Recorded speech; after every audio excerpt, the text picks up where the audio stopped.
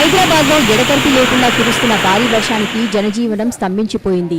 లోతట్టు ప్రాంతాలు జలమయం కాగా పలు ప్రాంతాల్లో ట్రాఫిక్ నిలిచిపోయింది. పలు కాలనీల్లో ఇళ్లలోకి వర్షపు నీరు చేరడంతో పాటు విద్యుత్ సరఫరా నిలిచిపోయింది. మెహందీపట్నం పెన్షన్ ఆఫీస్ ప్రాంతంలో రోడ్డుపై మోకాలి లోతు నీరు చేరింది.